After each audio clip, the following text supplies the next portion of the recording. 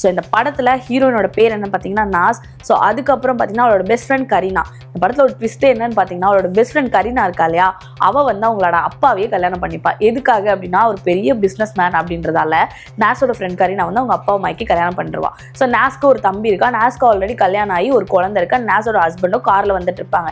எதுக்காக அப்படின்னு பார்த்தீங்கன்னா அவங்க அப்பா கிட்ட வந்து சொத்து வந்து பிரிச்சு எடுத்துக்காக வந்துட்டு இருப்பாங்க. அப்படியே இங்கே ஒரு சீன் காமிப்பாங்க. என்ன அப்படின்னு பார்த்தீங்கன்னா கரீனா வந்து யோகா பண்ணிட்டு இருப்பா.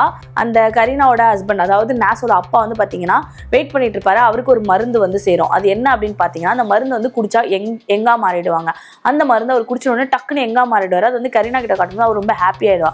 இங்க பார்த்தீங்கன்னா நாஸ் வந்து அவங்க அப்பா கிட்ட வந்து எனக்கு வந்து சொத்து கொடுங்க அப்படின்னு இந்த மருந்து குடிச்சோன்னு ஒரு எங்கா மாட்டார் இல்லையா, இதை வச்சு நம்ம கம்பெனியை பெருசாக்கலாம், அதனால நான் சொத்து கொடுக்க போறது இல்லை அப்படின்னு ஆர்கியூ பண்ணிட்டே இருக்கும் போது ஒரு எங்கா மாறினோட டக்குன்னு பார்த்தீங்கன்னா ஜாம்பியா மாறிடுவாரு. என்னாச்சப்பான்னு கேட்கும்போது அவர் என்ன பண்ணிடுவாரு அப்படின்னு பார்த்தீங்கன்னா கடிக்க ஆரம்பிச்சிடுவார். அப்போ அங்கே வந்து வேலைக்காரன் ஒருத்தன் வந்து தடுத்தோன்னா அவனை கடிச்சிருவாரு. அதுக்கப்புறம் அவனோட கேப் டிரைவர் மேலே ரத்தத்தெல்லாம் வாமிட் பண்ணுவார். அவன் வாய்க்குள்ள அந்த ரத்தம்லாம் போயிடும். அப்போ அவன் ஜாம்பியா தானே ஆயிருப்பான். அவன் காரை எடுத்துட்டு கிளம்பிடுவான்.